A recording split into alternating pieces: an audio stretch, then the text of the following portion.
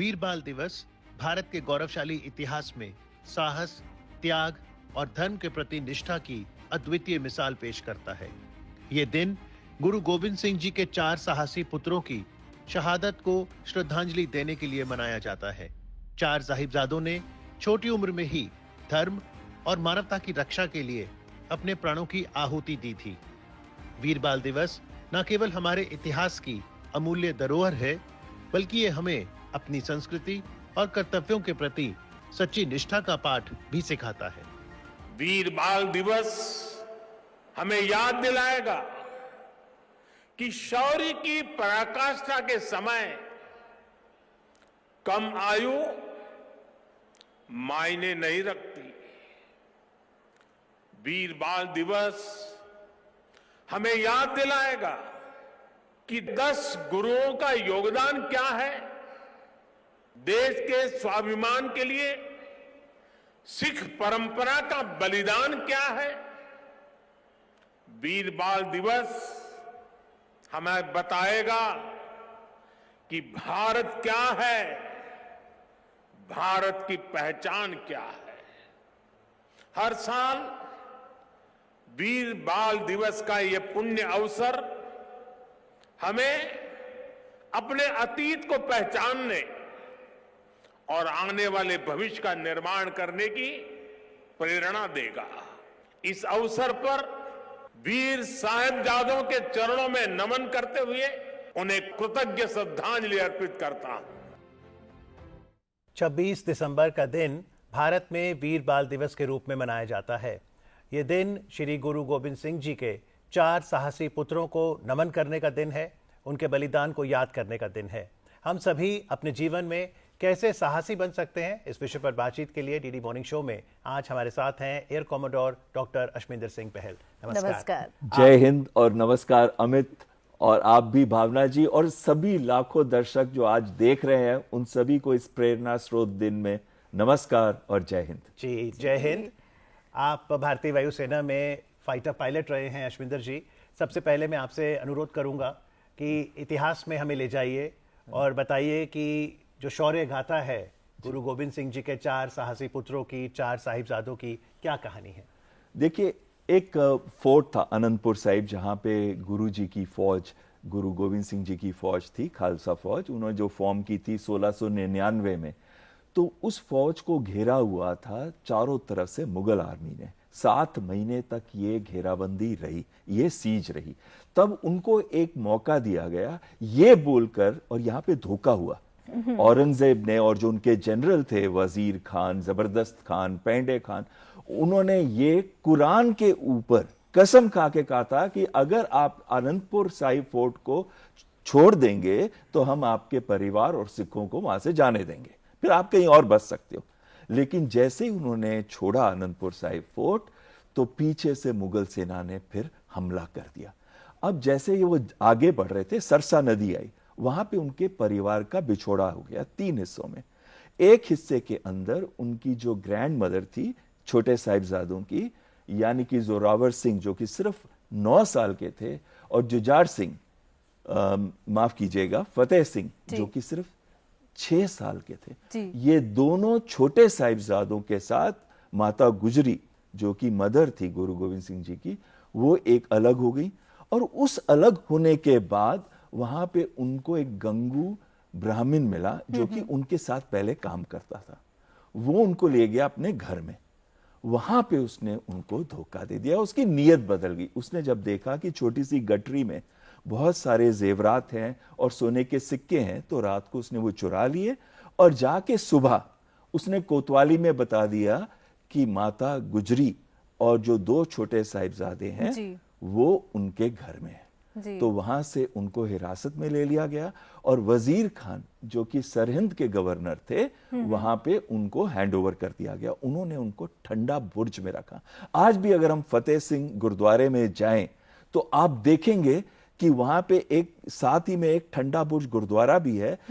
बुर्ज का मतलब होता है टावर, और उसके नीचे से ठंडा पानी जाता है, गर्मियों के अंदर भी वो ठंडा रखता है। सोचिए इस समय, जबकि एक ये समय था 24-25 दिसंबर की रात का, सोचिए उस समय कितनी सर्दी पड़ रही होगी, और उनके पास कोई कपड़े भी अच्छे नहीं थे, ना उनको कोई कंबल, ना उनको खाने पीने के लिए दिया गया। वहां उनकी पेशी हुई। किसके सामने पेशी हुई? पेशी हुई वजीर खान के सामने, जो कि गवर्नर था, बहुत ही क्रूर था। वो चाहता था, औरंगजेब चाहता था कि सारे हिंदू और जो दूसरे रिलीजन्स हैं वो कन्वर्ट कर लें इस्लाम में, तो वो फोर्सिबली कन्वर्ट करा रहा था मुगल राजा। लेकिन जब उसने दोनों बच्चों को बुलाया, उनके सामने पेशी हुई, तो सबसे पहले बच्चों को बोला गया कि आप अपना सर नवाजें और सलाम करें। तो उन्होंने पता क्या बोला?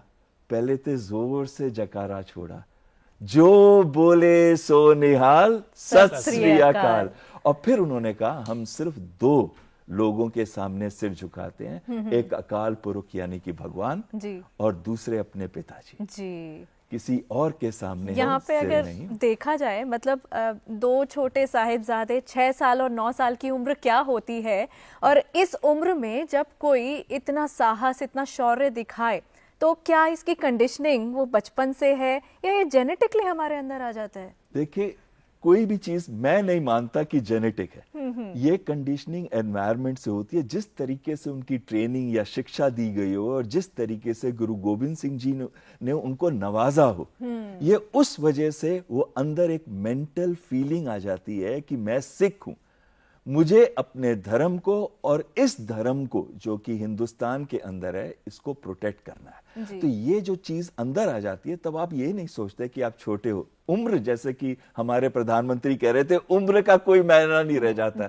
और जब उसके बाद उन्होंने देखा, उन्होंने बहुत उनको यातनाएं भी दी, उनको डराया धमकाया और लालच भी दी। ये कहा कि हम आपको बहुत अमीर बना देंगे, आपको रियासतें दे देंगे, आपकी जान बख्श देंगे, एक बार आप इस्लाम कबूल कर। लेकिन उन बच्चों ने धर्म युद्ध में पीछा नहीं छोड़ा, और इस वजह से उनको दीवारों के साथ चुनवा दिया गया। ये तो बहुत ही वीरता भरी कहानी है कि किस तरह से 9 वर्षीय बाबा जोरावर सिंह और 6 वर्षीय बाबा फतेह सिंह ने अत्याचार के सामने घुटने नहीं टेके। तो ये तो दो छोटे साहिबजादों की कहानी रही, क्योंकि 4 साहिबजादे हैं। तो जो बड़े साहिबजादे हैं, अजीत सिंह जी और जुझार सिंह जी, और उनका जो शौर्य रहा, शौर्य गाथा रही बैटल ऑफ चमकौर की, वो क्या कहानी है? ये तो बड़ी अच्छी चीज आपने पूछी है। बैटल ऑफ चमकौर में सिर्फ 40 सिख थे। एक बिछोड़े में तो चले गए छोटे साहिबजादे, दूसरे बिछोड़े में गए अजीत सिंह जी और उनके जुझार सिंह जी, जो उनके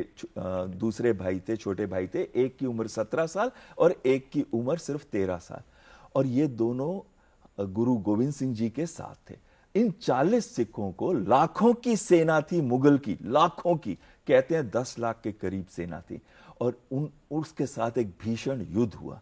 उस भीषण युद्ध में पहले अजीत सिंह गए लड़ने के लिए, उनको उनके पिताजी ने ही सज्जा स्वारा, उनको सुशोभित किया, जो हम शस्त्र लगाते हैं वो शस्त्रों के साथ, और उन्होंने लड़ने के लिए भेजा। तो फिर वहां पे उन्होंने लड़ते लड़ते काफी देर तक लड़े, वीरता से लड़े, लेकिन इतनी सेना थी कि वो वहां पे शहीद हो गए।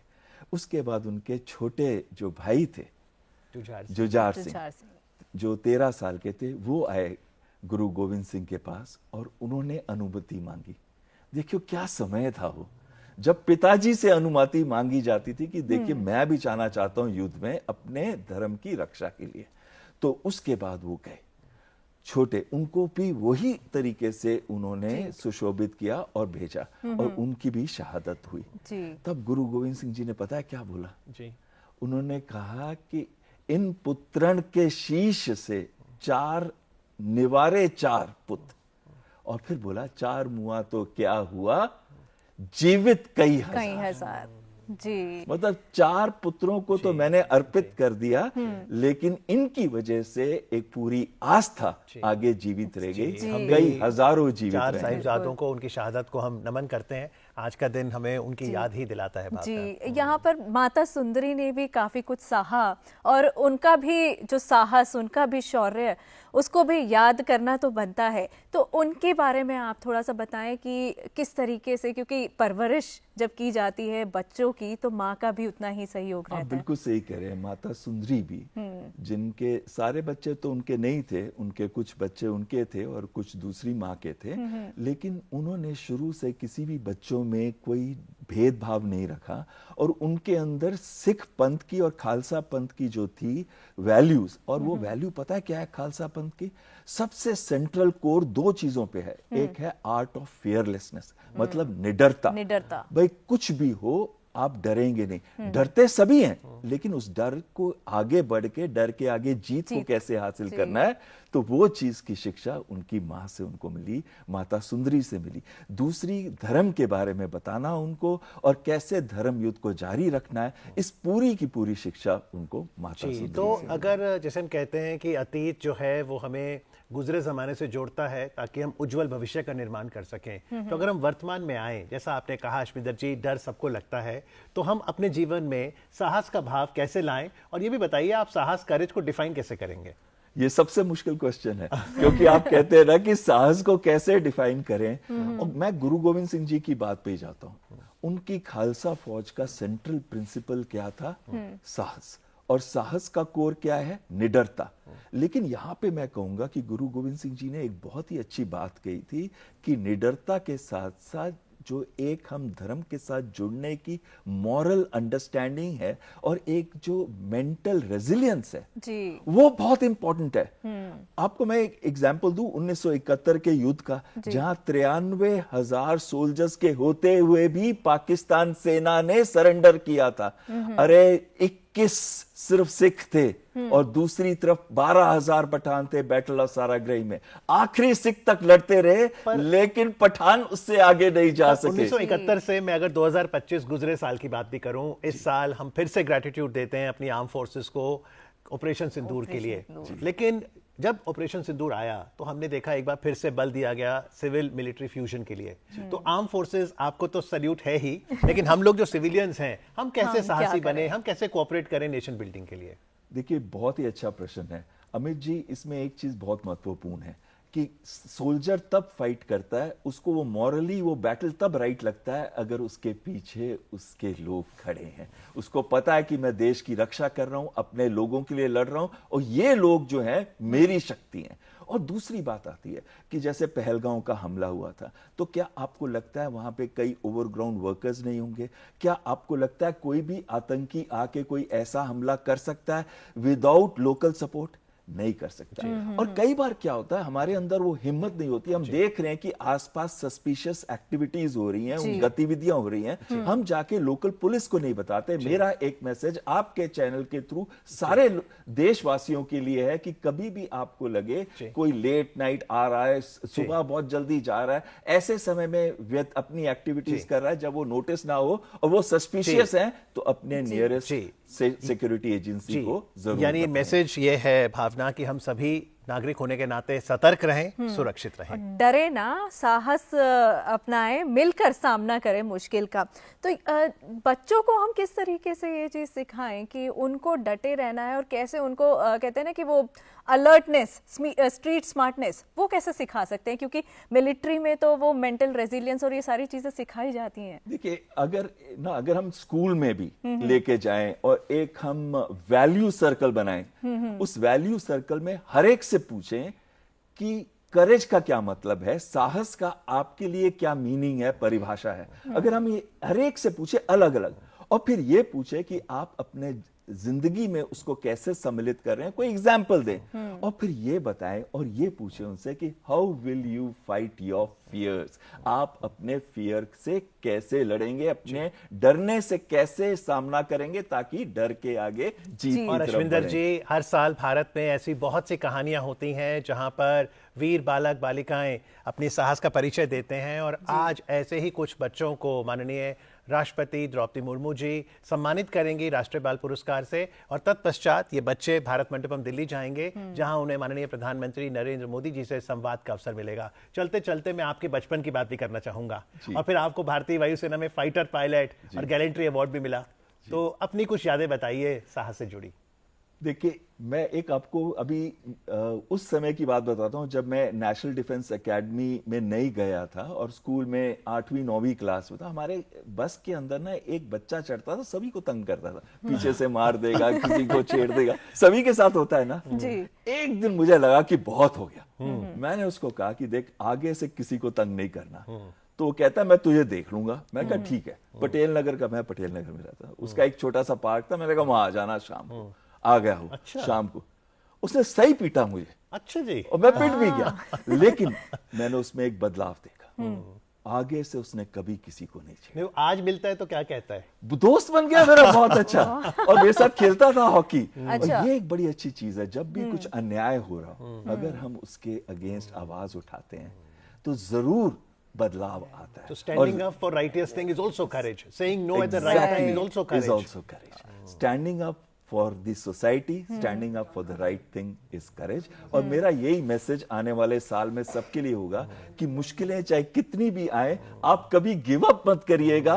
गिरे फिर उठे, गिरे फिर उठे, तब तक उठे जब तक आप जीते नहीं। बहुत खूब। तो नए साल 2026 की आपको शुभकामनाएं, और एक रेजोल्यूशन हम सभी बना सकते हैं, that I will endeavour to become more courageous. आज साहस पर बात करने के लिए अश्विंदर जी आपका बहुत बहुत आभार। Thank you very much. Thank you और जय हिंद। जय हिंद। जय हिंद।